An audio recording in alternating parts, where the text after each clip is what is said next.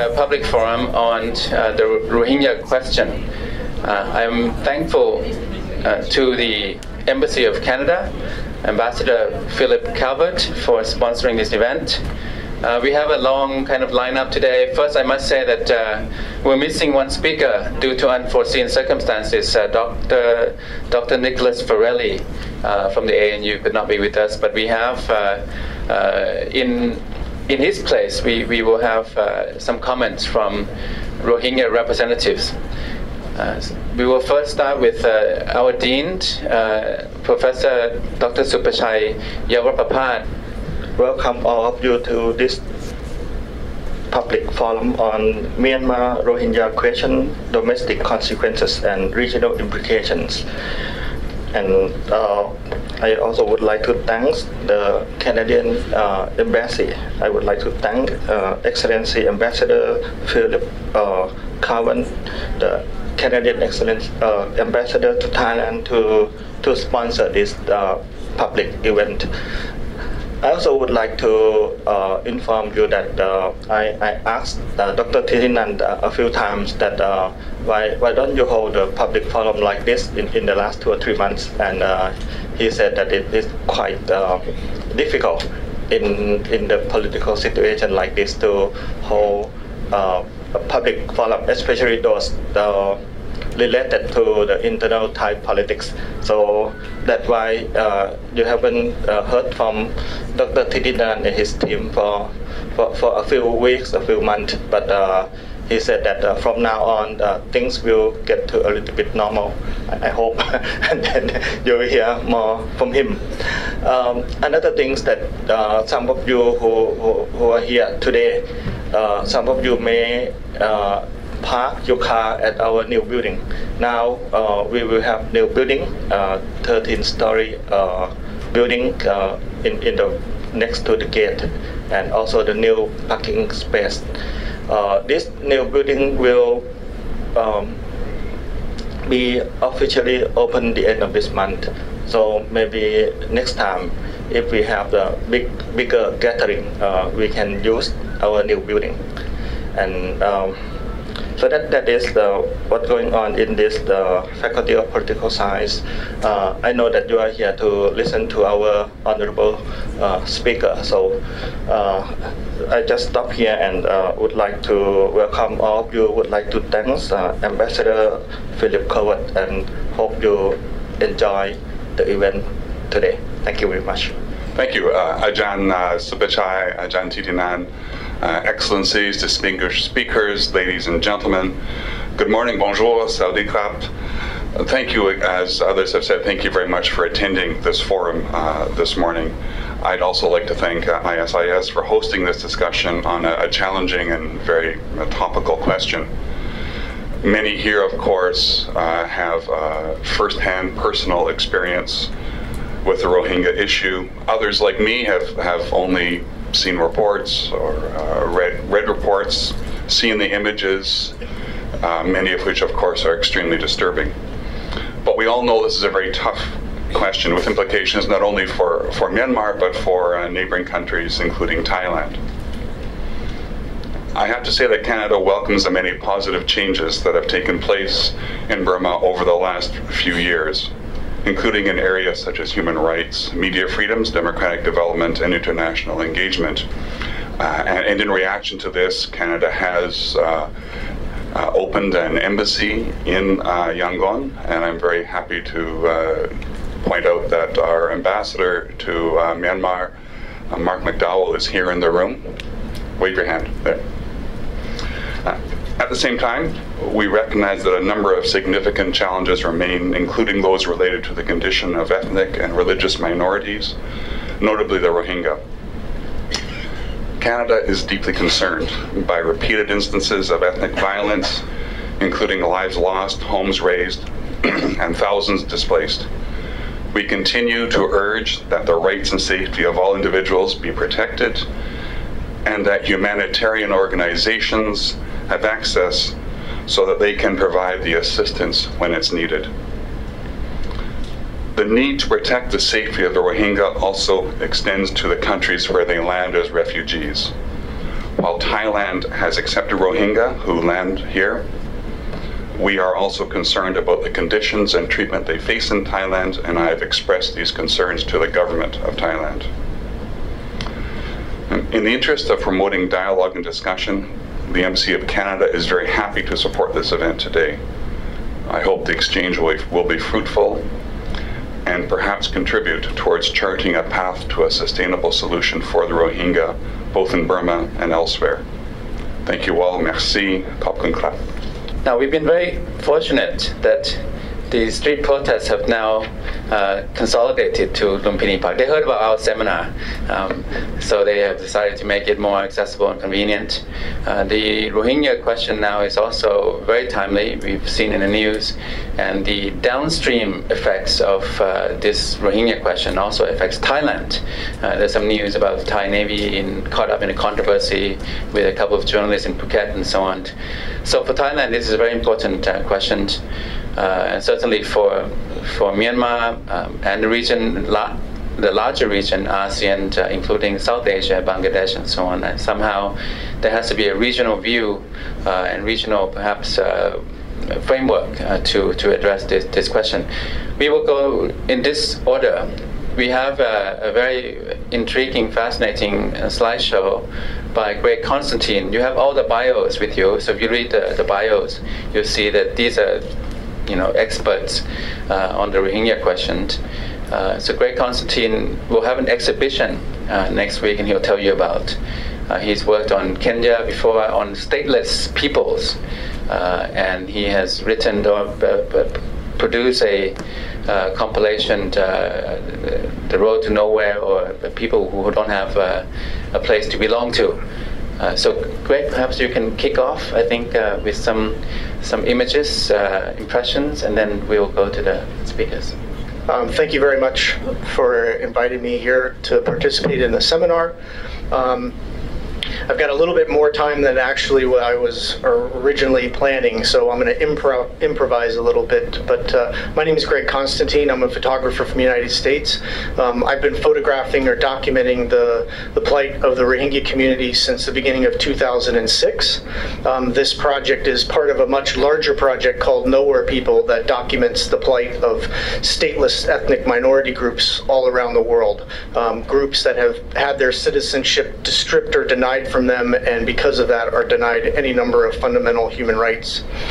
For me, when I first started my work on the Rohingya in 2006, there was just very little attention given to the plight of this particular community. It seemed like only a small number of people were paying attention to it. Now, fortunately, there's a lot of attention that has been generated around the abuse of this particular community, particularly the root cause of this plight, and that is the exclusion that they face in their homeland of Burma. For me, my role in all of this has been to provide, I think, a human face to this very complex story, to try to show what implications does the denial of fundamental rights, particularly the denial of the right to citizenship, have on people in their day-to-day lives, and also how does this then end up implicating on to an entire community of what we all know right now is close to 1 million people from the Rohingya community. In my experiences over the past 8 years of working on this project, not only Exiled to Nowhere, but the project Nowhere People, it's been my experience that the Rohingya is basically the most extreme case of statelessness that I've seen in the world today. And I've photographed stateless communities throughout Africa, in the Middle East, all throughout Asia, the Dominican Republic, and some in Europe as well. And in all my experiences, I think that the marginalization of any stateless community that I've photographed, the Rohingya is basically the most extreme. For me, part of this work has been to try to produce human stories that can kind of help illuminate and amplify the much broader kind of issues that people are discussing today. For me, I think that over the course of 2006 to 2012, I traveled to southern Bangladesh 8 different times. And why Bangladesh? Well, obviously because there's an enormous population of stateless Rohingya that live in Bangladesh who are not recognized as refugees in Bangladesh, and also as a way to be able to use their stories as a way to as a prism that can open up a window into this very, very dark black world of what is happening in North Rakhine.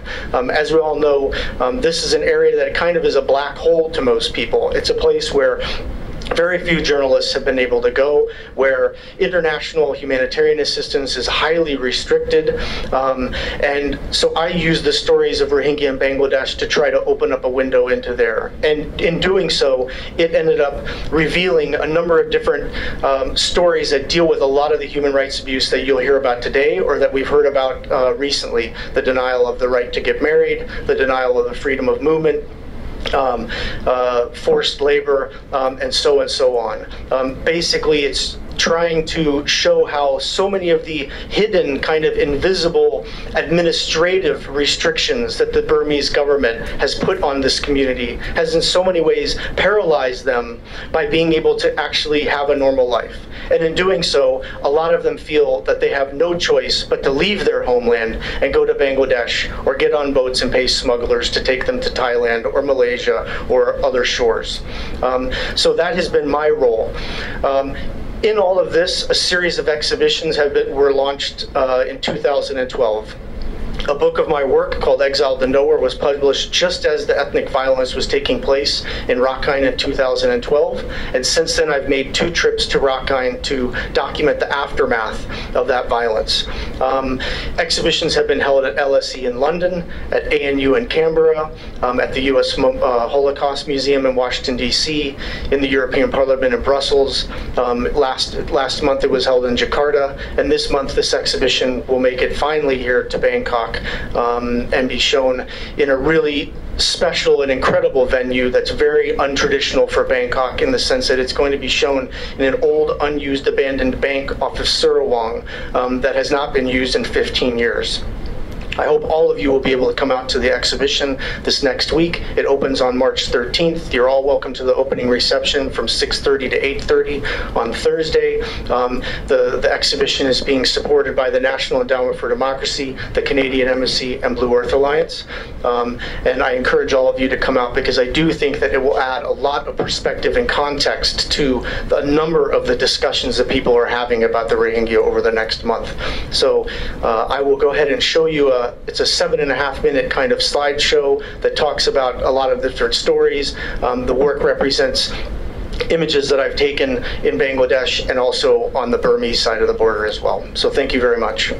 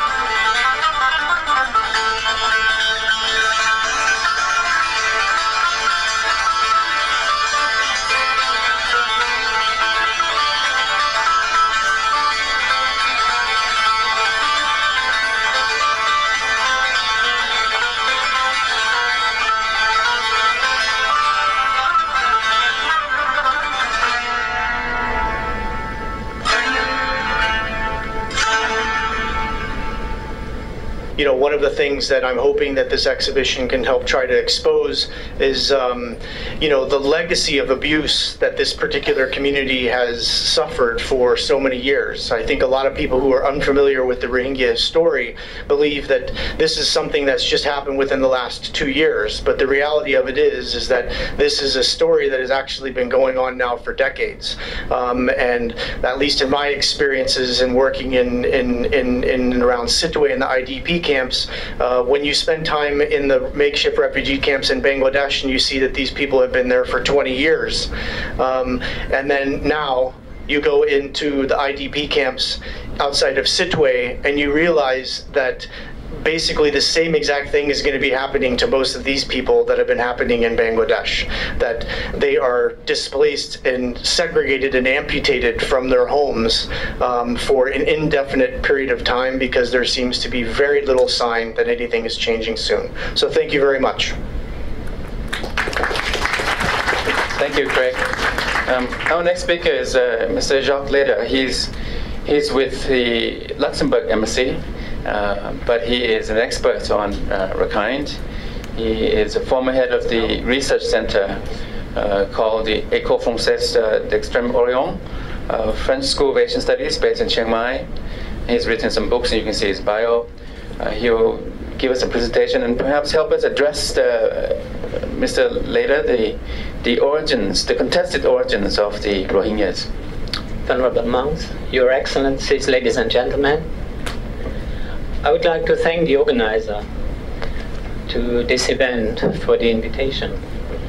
The success of this morning's attendance shows that it's a very timely initiative.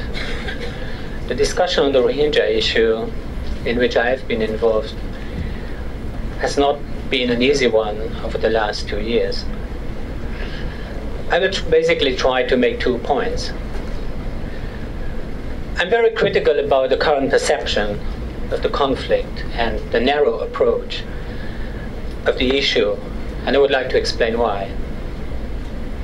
And second, I would like to argue in favor of a broader and more inclusive approach, focusing on a balanced view of the historical background of the conflict. Now, the general perception is that this conflict is about legal and humanitarian issues. I will argue that, to my understanding, the deep roots lie in a competition of identities, exclusive identities. And in this context, I'm going to focus on Buddhist history with regard to Rakhine identity, and on Muslim history with regard to Rohingya identity. Now, when you're looking at the current perception of the conflict, you see that's largely black and white. It's pitting victims against perpetrators. It's pitting Muslim Rohingyas, that are often defined as the most persecuted minority in the world, against racist Buddhist Rakhine. And what we're learning is about the victimhood, things that you all has read in the media: statelessness, no citizenship rights, serious discrimination, increasing discrimination, deprivation of affirming their identity, facing humanitarian tragedy, and currently we just saw photos that would end in threats for their security of life unless it wouldn't be the UN and INGOs that were helping them. And we all heard about the internationalization of the conflict due to the fact that these poverty-driven people are running away from Rakhine to better life, try to find better life in Malaysia or Indonesia. This has attracted wide international sympathy, interest, forums, panels. We have heard very little about the other community, the Buddhist Rakhine, about whom, when we look at editorials and comments, we only hear that they're xenophobic, they're hating the Muslims, they're bound on committing genocide, and they are, and I'd like to focus a second on that, excluded from the debate. And then there's the third party, because this is a triangular conflict, unlike what you see in other contexts in Myanmar that's pitting the government against ethnic minorities. This is a triangular conflict. It has always been. The government against or opposed to the Buddhists, the government opposed to the Rakhine Muslim, to the Rohingyas, to the Muslims, and then Muslims in conflict with the Buddhists. It's the state, the government, the central authorities before and still now were accused of this politics of repression and discrimination, also accused of corruption many times by the local people, and now more recently accused of colluding with the perpetrators, failing also to ensure security and protection. And the government is generally, that's the conclusion of these debates, caught up to solve the issue, to do justice, to ensure development, so as to reach out, to use the buzzword of the reform government, to find some quick win solutions. May I turn your attention to the fact that all the slides are on paper. You can look them up if somebody wouldn't have seen them yet. It may be easier probably to read and to follow my presentation. Thank you. So I think there's a need for an inclusive approach. There's a need for an inclusive approach because I think there's one party currently that has been excluded of the debate, the Rakhine Buddhists. Their stakes, their legitimate stakes, have not been recognized. They have not been invited to seminars, panels, and conferences. And when I'm looking at editorials on the Rohingya issue in the English language press in Bangkok, I'd never found any mention about them. And they also much more even rejected in discussions about the future of their own land. The moral high ground, the terminology about Rohingya issue has been dominated by pro-Rohingya activists. I mean, these people are right in doing what they want to do. But in a way, I think we still need to be open to take other approaches than the black and white victims versus perpetrators issue. This has created over the last 2 years a political correctness that I see as potentially threatening free speech. Now people are even criticized when they don't use the term Rohingya, though this term has only become popular since the late 90s, and 20 or 30 years ago it wasn't as successful as it is today. I simply say we should bear these things in mind as well. Now recently, a Burmese academic who is with the ICS at the NUS in Singapore has been criticizing outsiders for their simplified narratives, omitting the complex historical background when dealing with issues in Myanmar. And I think he's right. There's also some other aspects that I want to put in that both communities share. They have shared grievances.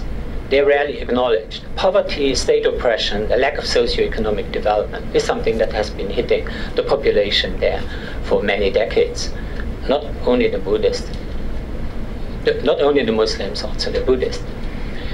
And then there's also a lack of awareness of cultural identity of both communities that we hear very little about, because the one group, the Muslims, are put and identified fully with victimhood, but rarely anything else. Political ambitions on both sides, self-perceptions, it's all not in a picture that I would wish to see a little bit fuller.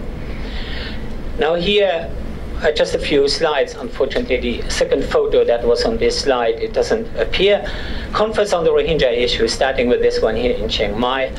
There was one in the United States. The slide doesn't show up here. And here you have a full set of conferences that have taken place recently over the last 2 years in various places of the world, United States, Malaysia, in Turkey, Saudi Arabia, and just, you see, 4 days ago at Stanford University in California. Nowhere Rakhine Buddhist representatives have ever been invited. And it's not simply that they were not part or they were not asked to participate. They were excluded because it was considered that they were kind of too bad to be invited. I think since the time I'm based in Bangkok now, I had the pleasure to attend events that were also hosted by Ajahn Thitinan, Tony Blair coming to talk about justice, transitional justice, and others, Mathiati Sari, talking about their experiences in transitional justice. And one basic thing that you learn is when you have two communities clashing, that the two communities should be there, sitting at the table and sharing their viewpoints. Now, looking forward to reassessing the terms of the discourse, I think we should look at the communities as facing common challenges at the present moment. Common challenges.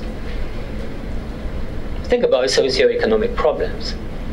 But both communities, that's quite clear, they have very different historical experiences. But I think we should be ready to admit that they have legitimate stakes. Now, I don't think that the deep roots are racism on the side of the Buddhists. What I think is what we have here as the nature of the conflict is a conflict about what I would call ownership. Ownership about the land, the feeling how you feel about the land, and the conflict of identities. And I use here the expression identity as synonym of nationalism. It's always in this context that the question then comes up, people asking, so who are they, the Rohingyas? So I think when we're talking about them, and I'm a historian and taking a historical perspective, it's been first of all a political movement, born out of the 1948 struggle to create, in the context of the independence of Pakistan in 47 and Burma 48, an exclusive Muslim state or an autonomous zone. So you have an emerging Muslim nationalism here. And the second thing is, what people see much clearer now, and where the discussion is about, is the creation of a new identity for this group of people in this specific area. A community that, from the 1950s, denied some of its most recent origins. You're talking about the migrations during the colonial period, and on the other hand, claiming the heritage of very old cultural, religious roots. Then when you're looking on the internet, what do you find in connection with the name Rohingya? You find reports still on the militant groups, those who were active fighting the state of Burma. You find information on those who are in the diaspora in Saudi Arabia, Pakistan, other places in Southeast Asia, in the West. And then at least bear in mind that Rohingya have not always been, and not exclusively been, victims. There's a little bit more to the picture. There's an interest to investigate the history of the movement, to investigate the history, how a parallel society has developed, and the need to study the cultural and religious expression of Muslims. Also to see that the debate doesn't start only with thinking about the eternal plight of the Rohingya. The Rohingya, you cannot compare, and sometimes it's portrayed like there's an eternal persecution like the Jews in Europe. That's not the case. There's been increasing discrimination, particularly bad after the 90s. But before, the situation was decidedly different. What we have now, as things have getting worse and worse, it's pitting two identities against each other. So let me dip a little bit into history and looking at the two groups. Buddhism, the Buddhist historical narrative, you're putting Buddhism and history together to understand the identity and the feeling of identity of Rakhine. A Buddhicized history, as I would like to call it, is something that what's true for Rakhine, it's equally true for Thailand, for Laos, for Cambodia, for Buddhist lands, where the idea of being Buddhist is always linked to the belief of a visit of Buddha or former Buddhas in the land who are present through relics, through statues.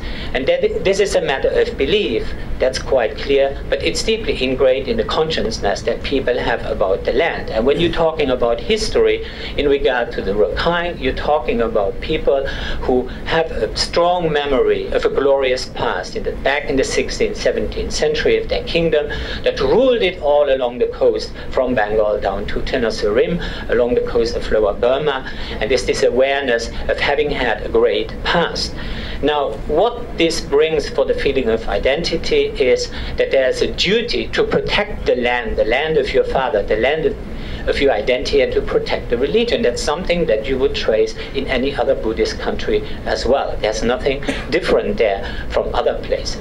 Now, what I would like to present as what I have called several times the traumas of the Rakhine. First of all, there's a keen and very strong memory of the conquest of the Rakhine kingdom in the late 18th century. And if you want to know why do these people, why the Rakhine Buddhists remember this, it's because it has entirely destroyed their social order. The Burmese at that time took away the holy elite, the monks, the court, the king, all the educated people were deported. There was nothing left to ever recover. This political decapitation of the kingdom was then, moreover,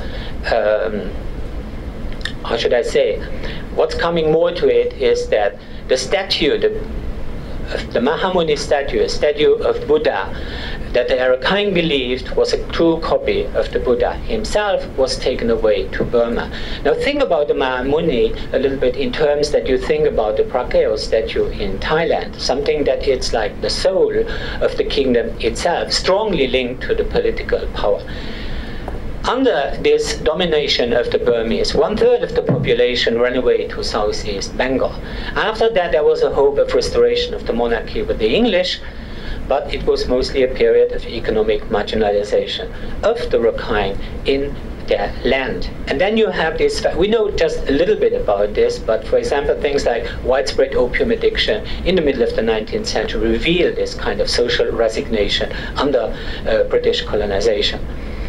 Then you have this immigration that takes place, and that's further marginalizing the people within their country. There's this strong awareness that they couldn't do anything about this. All this leads then, after the Second World, to this siege mentality, and some other people have been using this term by now for Rakhine and Burmese in general, the feeling of isolation, that you can't do anything to resist but just sitting there and feeling isolated and not getting any recognition.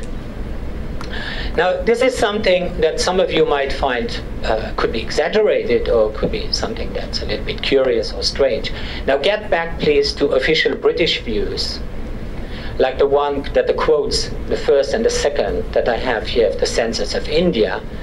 The British considered that the Burmese were going to disappear anyway, and the Rakhine as well. They were doomed.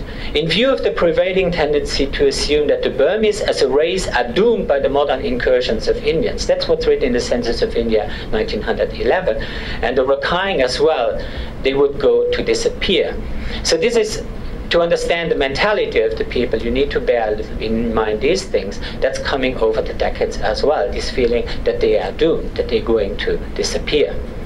Now let me then turn, on the other hand, to the Muslims in the past, and first making a very important remark. Muslim history is not the same as Rohingya history. Now, as an academic, if you talk about Muslim history, you're going to deal in a Buddhist country. You're going to deal with things like what we call Islamicization, I mean the cultural impact of Islam, the presence of Muslims in Rakhine.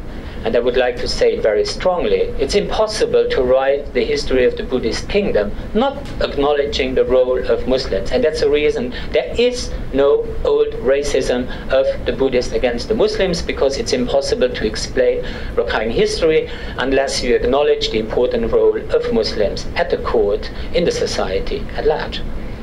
And when you look at the historical profile of the Muslim population, you see that it's a multi-layered arrival of people mostly from the neighbor country of Rakhine, which was Bengal, East Bengal.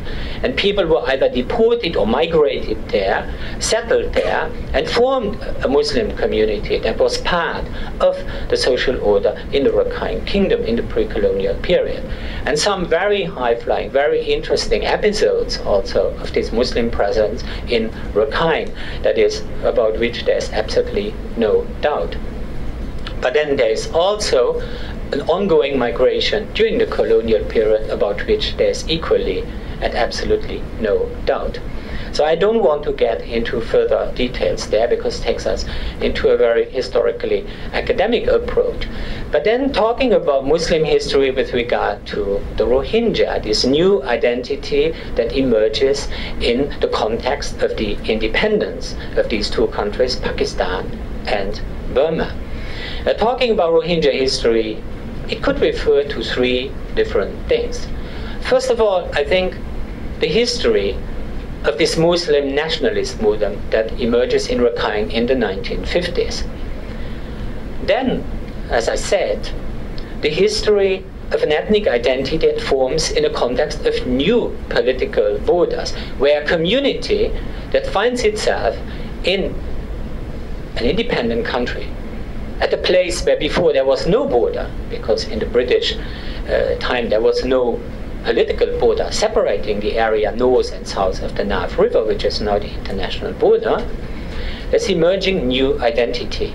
And then, what I want to talk about a little bit, the interpretation of the history of Muslims in Rakhine by Rohingya writers, what I would call here ideologues, by authors like Batha, M.A. Tahrir, who defined Rohingya history as what has been the Muslim history. That means replacing the word Muslim by the word Rohingya in every instance where you could trace something in the past. So you're appropriating the whole Muslim past for your own cause and writing something like a continuous history of an ethnic Muslim group that supposedly to be called Rohingya, back into the past.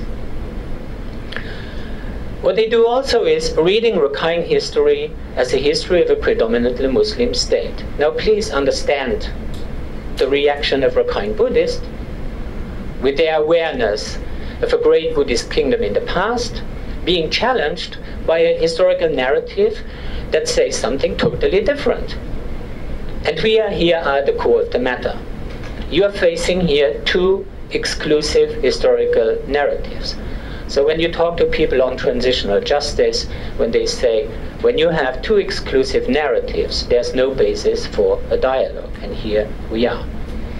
There are a number of issues related to these historical interpretations, like the quest for origins, where Rohingya and Rakhine authors have competing with each other. Ladies and gentlemen, these people have competing with each other for 20, 30 years. Simply nobody has been reading what they have been writing, because they've been writing, for example, in Burmese, and people didn't read it. But it's not like Rohingya and Rakhine writers just got to know each other. No, this has been going on since 25, 30 years, at least. A competition for the historical ground and the interpretation of the past. Now let me move on to the Rohingya movement. After the failed struggle of Muslim militants, the Mujahid, fighting for a Muslim state or an autonomous zone, we have in this context the emergence of what I call Rohingya movement, a political movement. Using an old name that is revived, Rohingya, establishing an ethnic claim, and having a political objective, a Muslim-only area. It's not like this movement was not successful. It was successful. In the early 60s, it got an exclusive Muslim zone, the Mayu frontier zone. Unfortunately, after 62, under the regime of Newin, it was lost again, because a very different state ideology was enforced. Then these militants moving out of the country, taking a militant option from outside, moving from guerrilla tactics to finally military insignificance because they weren't military important. But there's a whole story about these militant organizations that we won't get into today. What we see after 2001, the whole Rohingya movement has been much tuning down, and you know why after 2001. So it's a much more moderate political discourse on self-determination, ready for compromise, looking forward to repatriation of refugees. Then after 2005, and there was a famous conference here in Bangkok, in 2005, they got organizational support from Euro-Burma office, the OIC, and also namely Turkey. And now today we have one international organization that's called the Arakan Rohingya Union, based in Saudi Arabia, and its face is Wakaruddin, a name that some of you might be familiar with. And they've been very successful over the last year establishing their name, Rohingya, now used like a more or less conventional name for Muslims of Rakhine. There's a story of suffering of the Buddhists, there's the story of suffering of the Muslims that I like to fit into this expression of cycles of repression and discrimination. There's no doubt there was also illegal immigration. I'm quoting here an author, I'm not making this kind of stance, just like that, because this is not a matter simply of opinions. Moshe Yeager, the best-known author on the Muslims in Burma, in his revised version of his book, he's been talking about that, and that's also quite understandable. But again, you will very easily see that there's a particular political context when he wrote that, because it's Bangladesh independence. Bangladesh was grateful that Burma accepted so many people who ran away in the context of the War of Independence. So there's a whole political context to be seen here. But then people might have settled there. The government of Burma didn't really control these areas. The problem is that we know so little about this period, that we know so little in detail about what happened during these years. Then there are these two moments in time of mass exodus, each time about 250,000 people running away and getting UNHCR specifically involved in repatriation. That's been writing all this terrible story of suffering, of which we just got to see some pictures. Inside Arakan, over that time, there's an increasing discrimination by the authorities and ongoing severe human rights violations. There's no doubt about that. It has been widely documented by human rights organizations. But then also bear in mind, again, the two communities that have been suffering under an oppressive system, the Muslims in Rakhine being used as a tool to control Buddhist Rakhine, and the Buddhists being used to control the Muslims, this in the perspective of the government. Now this leads me to try to put these two groups on an even level, looking a little bit like that there's denigration and there are roads to despair and exclusion on both sides. All of you might have known, if you're familiar with the subject, about terms of despise, like calling one group Bengali, Chittagonians, or Kala. That can be, but must not be, a term of despise to refer to the Muslims. But also bear in mind that in Rohingya writing, they're never using the word Rakhine, they're using the word Mak, which is a term of despise as well. They, each and other, slandering each other. In the songs of jihad of the Rohingya, they're also talking about war against the Buddhists. I mean, if you're looking into this, you can find what I will call in another slide now, the negativities in this conflict of representation. You find things on both sides. And on both sides, you find the same tendency of using history. There's an obsessive use of history for identity. There's an obsessive use of history to claim that we are right and the others are wrong. You have stories of suffering on both sides. You have sense of isolation. You have those who feel deprived of losing their control over their land and those who have a quest for a homeland. There are those like the Buddhists who are voiceless at the moment and those who are stateless. You have those who struggle, see their struggle as a struggle of last resort to save their ethnicity, to save religion, and those who have to run away and to try to be flexible in their identity. So what I would call for is to move from a narrow body of negativities that we see in the current representation and in the current discourse to some more equal perception of what it is, competing identities, bearing in mind the risk of ethno-nationalist danger that we see in Burma, in Myanmar generally now, but also being understandable about the lack of political maturity on both sides of the divide, and also keeping in mind that there's an impact that all the outsiders, because basically the people you see here, what are we? We are like kind of stakeholders of the conflict. It's to these people in the end to sort it out. Thank you very much for your attention.